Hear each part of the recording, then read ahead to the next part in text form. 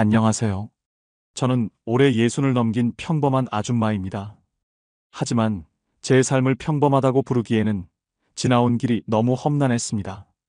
지금은 손주들의 재롱에 웃기도 하고 며느리와 사위와 함께 행복한 시간을 보내지만 가끔씩 그런 생각이 들곤 해요. 내가 왜 그렇게 살아야만 했을까? 지금 제 손주들은 너무나 사랑스럽습니다. 하지만 제 시어머니는 왜 그토록 저를 미워했을까요? 이 질문이 제 머릿속을 떠나지 않습니다. 제가 시집와서 지금까지 시댁의 요구를 감당하며 살아온 이야기 들어보시겠어요?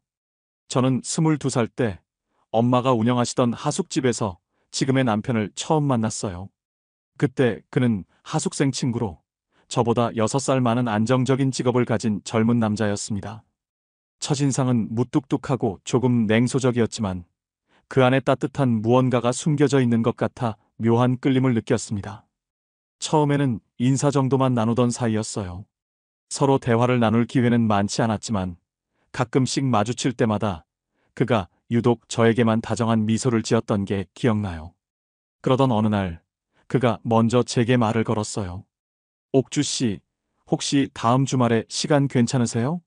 당황한 저는 뜬금없는 질문에 머뭇거리며 대답했죠. 특별한 약속은 없는데요. 왜요? 그가 머리를 극적이며 쑥스럽게 웃더니 말했습니다. 제가 하숙생 친구들이랑 맛있는 데를 발견했는데요. 거기 같이 가면 좋을 것 같아서요. 그의 제안은 서툴렀지만 진심이 느껴졌습니다. 이 사람이 이런 면도 있구나. 생각보다 귀엽네. 저도 모르게 웃음이 나왔고 그렇게 첫 데이트를 하게 됐습니다. 그 주말 남편은 약속 장소에 정확히 맞춰 도착했습니다. 깔끔한 셔츠와 바지 차림이 참 어울렸어요. 우리는 동네에서 조금 떨어진 작은 한식당으로 갔습니다.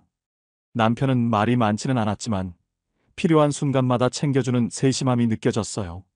옥주 씨, 이거 드셔보세요. 여기 된장찌개가 정말 맛있다고 하더라고요. 그가 조심스레 제 앞에 반찬을 놓아주는데 어딘가 어설프지만 진지한 모습이 귀엽게 느껴졌습니다. 밥을 먹으면서도 그는 묵묵히 제 이야기를 들어줬어요. 옥주 씨는 꿈이 뭐예요? 그가 물었을 때 저는 조금 놀랐습니다. 저요? 그냥 엄마처럼 작은 하숙집을 잘 꾸려가는 게 꿈이에요. 크게 욕심내고 싶지는 않아서요. 그는 고개를 끄덕이며 말했습니다. 옥주 씨는 무슨 일을 하든 잘할 것 같아요.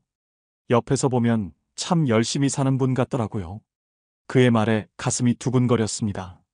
무뚝뚝하지만 진심 어린 칭찬이 느껴졌으니까요. 데이트를 마치고 집으로 돌아가는 길에 그가 잠시 멈춰 섰습니다. 옥주 씨, 오늘 정말 즐거웠어요. 혹시 다음에 또 만날 수 있을까요? 그의 눈빛은 어색하지만 진심이 담겨 있었습니다. 저도 모르게 고개를 끄덕이며 대답했죠. 네, 저도 오늘 재밌었어요.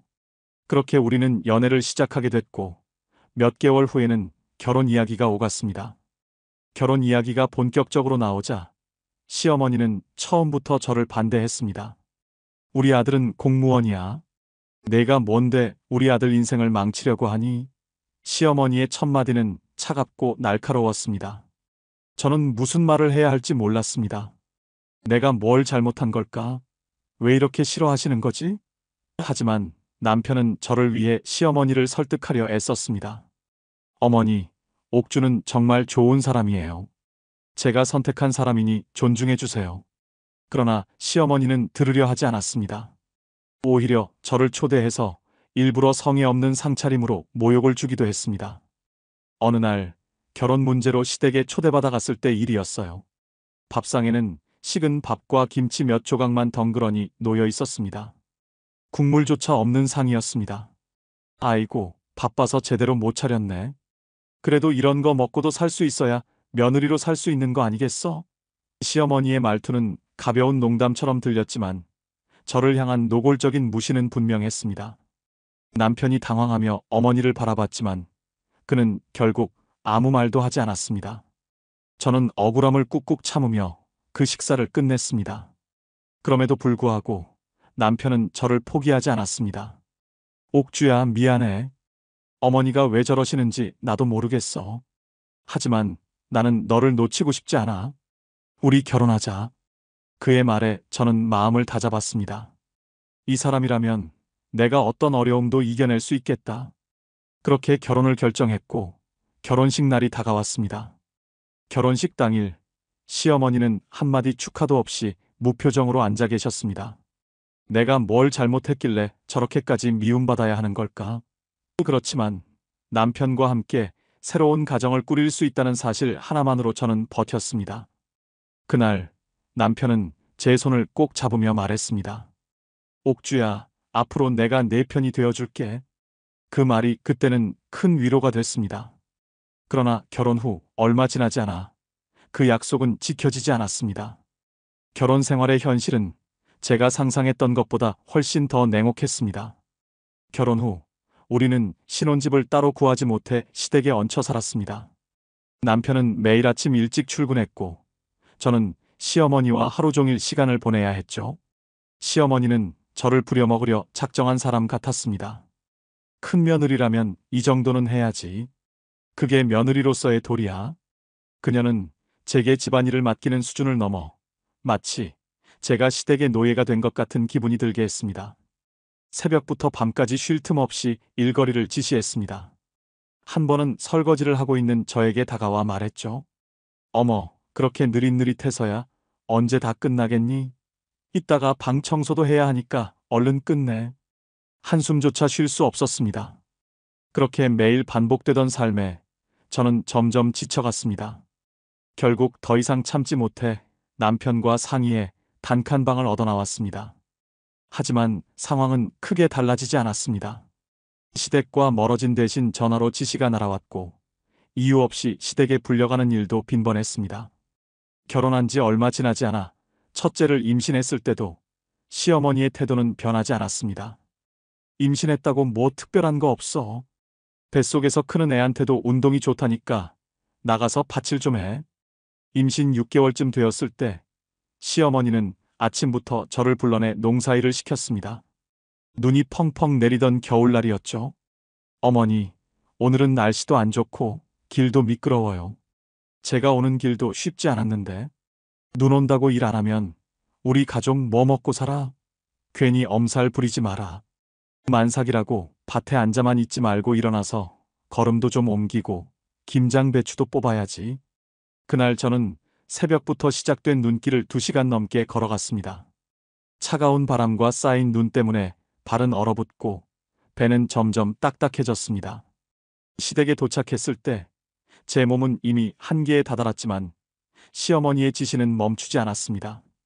앉아만 있지 말고 움직여야 아기도 건강해져. 그러니까 저기 가서 배추 더 뽑아.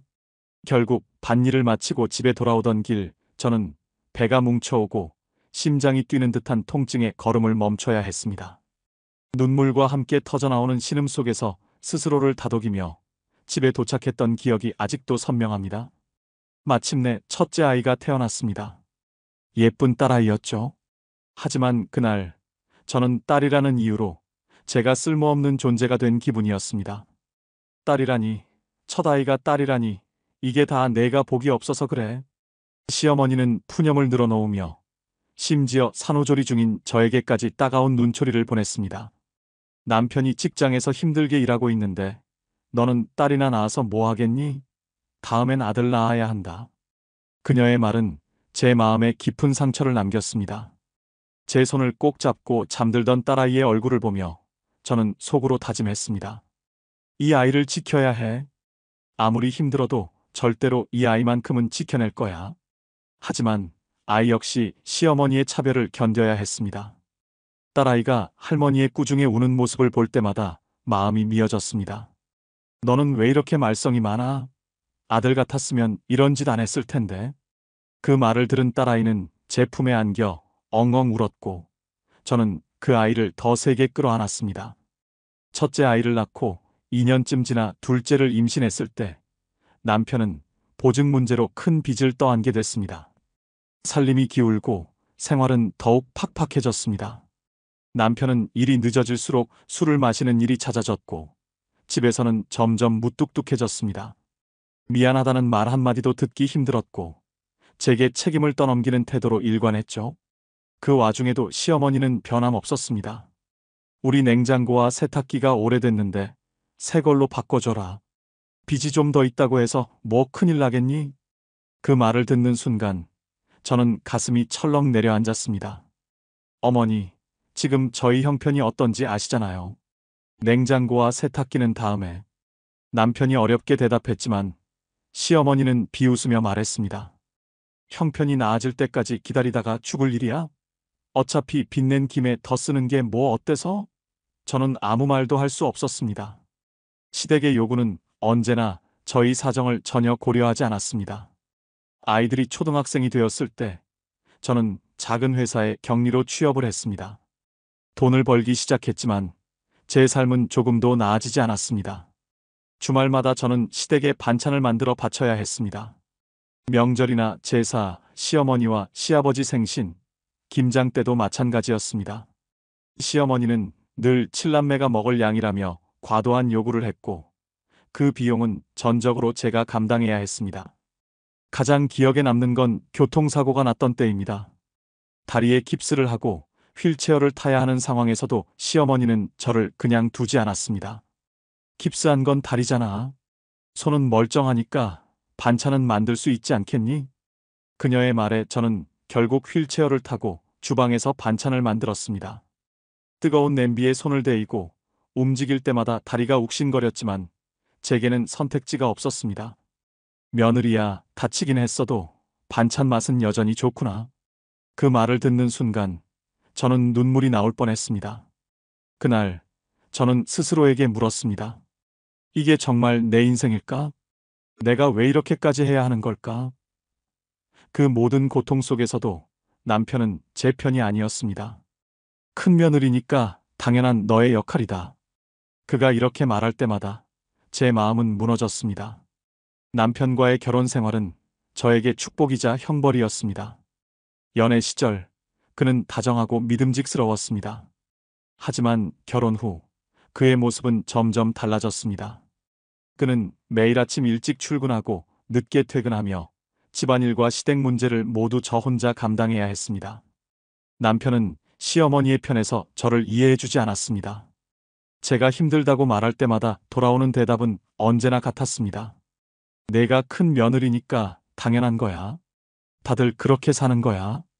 그 말이 얼마나 저를 외롭게 만들었는지 그는 몰랐습니다. 결혼 초 남편에게 작은 기대라도 해보고 싶어서 용기를 내어 말을 꺼낸 적이 있었습니다.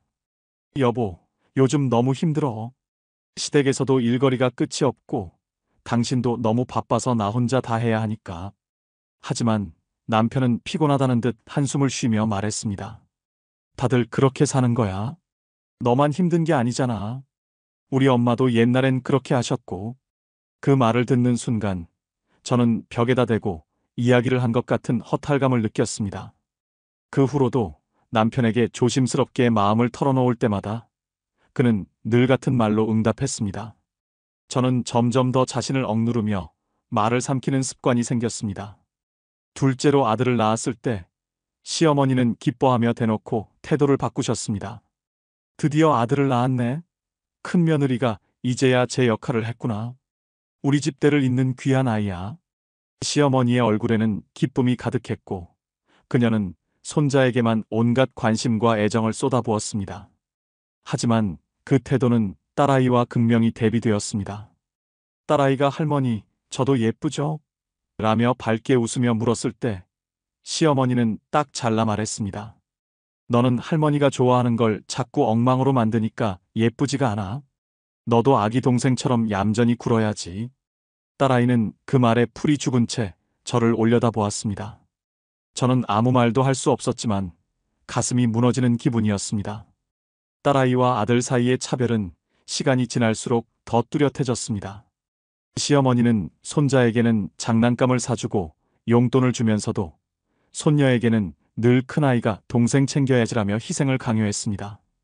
저는 딸아이의 상처받은 눈빛을 마주하며 무력감에 휩싸였습니다. 내가 더 강하게 나갔어야 했을까? 하지만 내가 뭘 할 수 있겠어? 남편은 일이 늦어질수록 술을 마시는 일이 잦아졌습니다. 처음에는 직장 동료들과 한 잔씩 하다가 점점 그 횟수와 양이 늘어갔습니다. 명절 때마다 시댁 식구들이 모이면 술자리가 벌어졌고, 남편의 가족 문화는 시아버지와 남편의 형제들이 술을 과하게 마시는 모습에서 자연스럽게 배운 것이었습니다. 시아버지는 술에 취하면 시어머니에게 무례하게 대했고, 그 장면이 반복될 때마다 남편과 그의 형제들은 그것을 당연하게 받아들이는 듯 보였습니다. 어느 명절엔 이런 일도 있었습니다. 큰 며느리, 술상 좀 차려봐. 안주가 부족하잖아.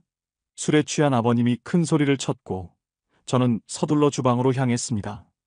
하지만 술자리가 점점 격해지면서 시댁 식구들끼리 언성이 높아졌고, 결국 싸움으로 번졌습니다. 저는 두 아이를 안고 방으로 들어가 문을 걸어 잠갔습니다. 문 밖에서는 고성이 오갔고, 저는 속으로 생각했습니다. 이건 내가 기대했던 가정의 모습이 아니야. 내가 꿈꾸던 가족도 아니야. 그날 밤, 제 마음속에서 무언가가 꺼져갔습니다. 술자리가 남편의 일상에도 스며들었습니다. 한 번은 남편이 술에 취해 집에 돌아와 제게 소리를 질렀습니다. 넌 잔소리가 너무 많아. 사람 미치게 만드는 재주가 있네. 그날 남편은 화가 나서 소리를 지르다가 손으로 식탁을 내리쳤습니다. 식탁 위에 있던 컵이 떨어져 깨지는 소리를 들으며 저는 눈물이 났습니다. 남편은 그런 저를 이해하려 하지 않았습니다. 나도 스트레스 풀 때가 필요해. 당신만 힘든 거 아니야.